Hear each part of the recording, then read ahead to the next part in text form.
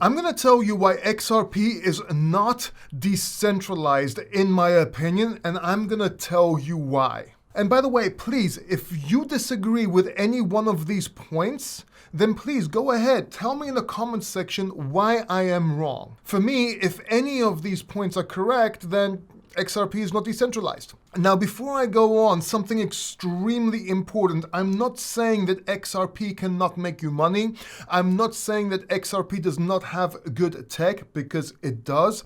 And I'm not saying I have anything against XRP as a cryptocurrency. As a matter of fact, I think it should be in your portfolio. And I've made numerous videos as of late telling you that it's time to DCA into XRP. Of course, I made these videos at the lows, but still, it's a good time to start accumulating XRP. I just do not believe it should be your only cryptocurrency. You should hedge against it, and I do not believe it is decentralized. Now, I'm going to do something fun, because at the end of this video, I'm going to ask you one question that will make you admit that XRP is centralized, as long as you're open-minded and you answer truthfully. So make sure you stick around till the end of this video. So why do I think that XRP is not decentralized? Well, for one thing, it's the nodes. While it's true that anybody can become a validator, there are only 35 nodes in XRP. These nodes were all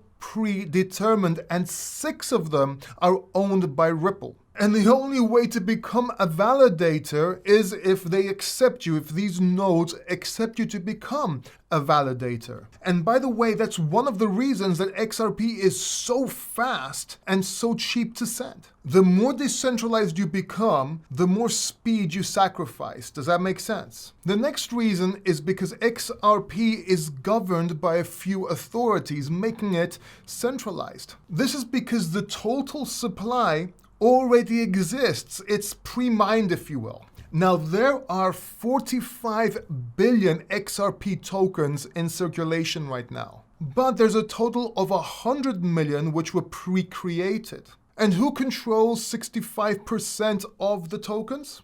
RippleNet. Now, as for the utility of XRP itself, it's speculation that bank is going to use it. Now, you may tell me, Paul, there's 300 banks, blah, blah, blah, blah. Dude, I understand.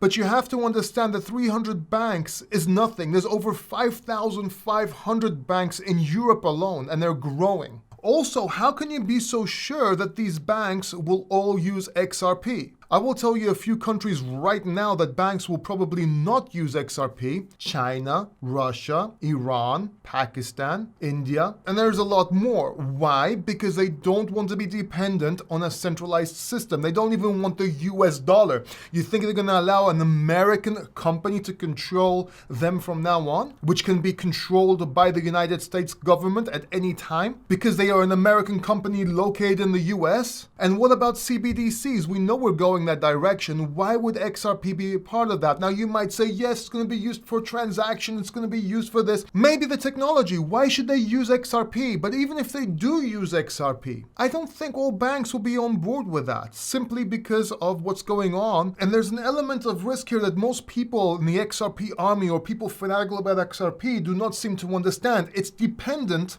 on Ripple. And while Ripple is a huge company with a lot of power, tremendous power, you have to understand that it's subject to go wrong. Everything is. We've seen collapses of Lehman Brothers and huge companies in and out of cryptocurrency. A black swan event could take Ripple out. If it's not the SEC, it might just be from muppetry. Something can go wrong with a company. This is very real, and it has to be in your analysis. If something happens to Ripple, XRP is done. And you can argue all you want that XRP can stand alone, but it will have literally no use case because there's not going to be the partnerships with the banks with Ripple. So you're going to have another coin that does absolutely nothing. And please, for the love of God, stop comparing XRP to Bitcoin. Bitcoin is something very different, built on sound money and hard money principles. XRP is not sound money. It does not have hard money principles. If you want to discover why, you can read about Austrian economics, you can read about principles of money, or you can read a book, or you can wait so I can make a video about this so we can just summarize it and get it out the way once and for all. Now let me prove to you once and for all how XRP is centralized and not decentralized, and I'm gonna do it by making you admit it in this video. All you need to do is think outside the box and answer this question truthfully. A while ago, Iran and more recently Russia turned to Bitcoin to avoid US sanctions. Bitcoin was being sent to help people there. These could not be stopped, and there was no one to order to make it stop. As a matter of fact, it's impossible to stop. Why didn't they use XRP? It's a lot cheaper. Well, because it's controlled. And what the government, the US government, had to do was simply contact Ripple Labs, which controls XRP. It's very simple. If you do not understand that concept, I really can't help you. Bitcoin simply doesn't have an owner or a CEO. The owner is you. Now, if you want to know why Bitcoin is decentralized and plus it meets sound money and hard money principles, especially for those of you that say that Bitcoin doesn't have a use case, then please go ahead and click this video right here. If you want to know the reasons I don't like XRP though, make sure you watch this video right here because there's some scary things going on that you probably don't know. Subscribe down below. See you in the next video.